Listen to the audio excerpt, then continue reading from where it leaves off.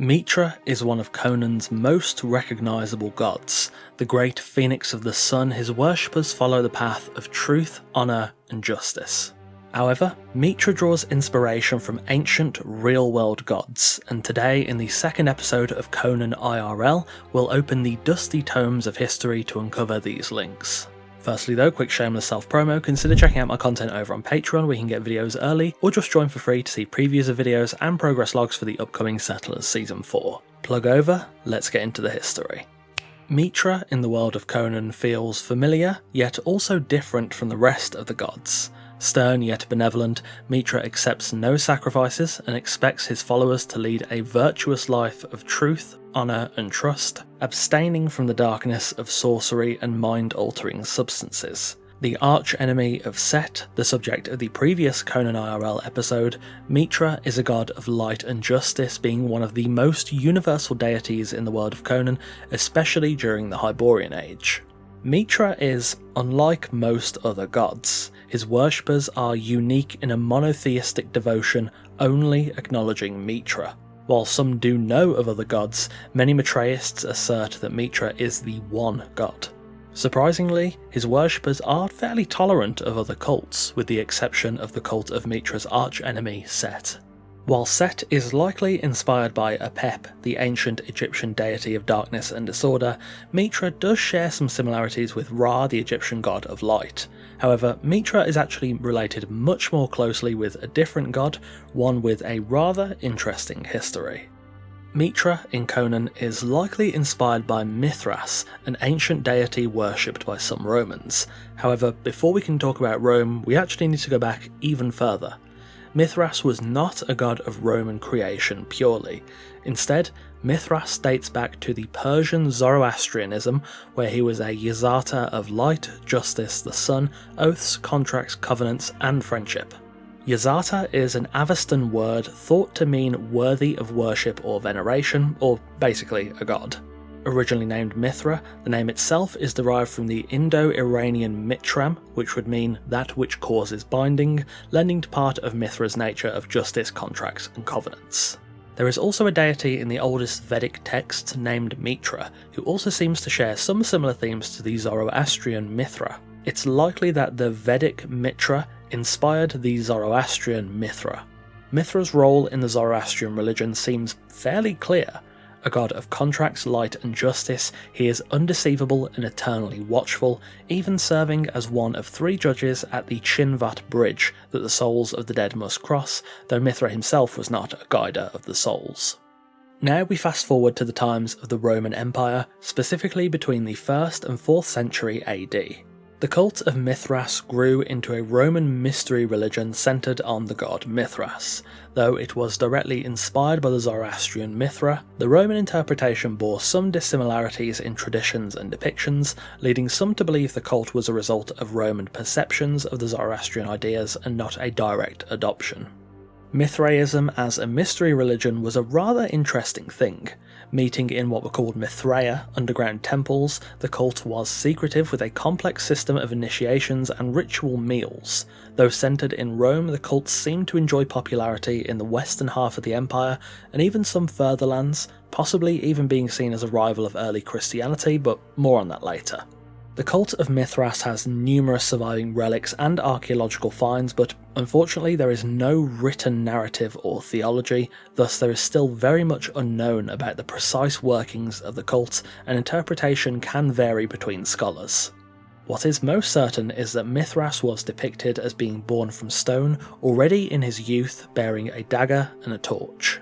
The second and seemingly most important part of the mysteries was the tauroctony. This was an art piece at the centre of each Mithraean temple, a representation of Mithras killing a sacred bull in a cave.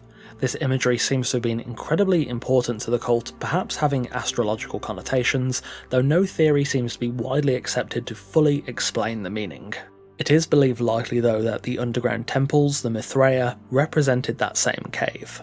The third and most important scene after the slaying of the bull is the banquet, where Mithras and Sol Invictus, the official Roman sun god, dine on the slaughtered bull and shake hands afterwards. This may have also been represented in the cult's ritualistic meals. Membership of the Cult of Mithras is kind of unclear. Membership lists do still exist, but don't exactly paint the full picture. The surviving memberships only feature male names, leading some historians to believe the cult was a male-only order. However, the ancient scholar Porphyry refers to female initiates into the Mithraic rites. Soldiers were strongly represented in the cult, as were merchants, custom officials, and minor bureaucrats, which does lend to the male-only idea.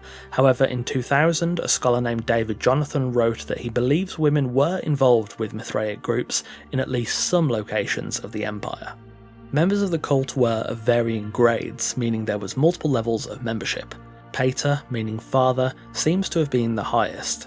It is believed that initiates into each grade would have undertaken an ordeal or test, possibly involving exposure to heat, cold, or threatened peril, and some evidence points to a list of questions some would have to answer.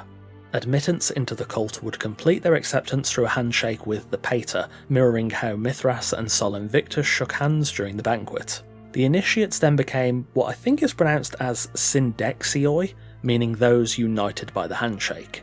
In ancient Iran, where worship of Mithras in Rome came from, taking the right hand was the traditional way of concluding a treaty or showing understanding between two parties.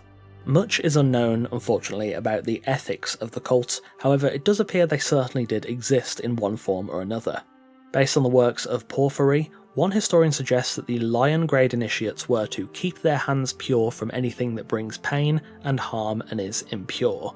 It's likely that moral demands were made of the cult members, and some of the works refer to the commandments of Mithras, alongside Mithraeus soldiers being excused from wearing celebratory coronets because, and I quote, their only crown was Mithras. Unfortunately, the lack of a written narrative and theology leaves a huge gap here in the tenets and ideas of the cult, though the cult's popularity amongst soldiers may have lent towards a more virtuous ideal.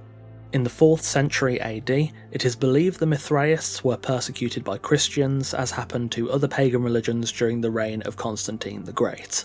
The religion seems to have been suppressed and effectively eliminated by the end of the 4th century. Looking back to the world of Conan, Mitra bears many similarities to Roman Mithras and Persian Mithra.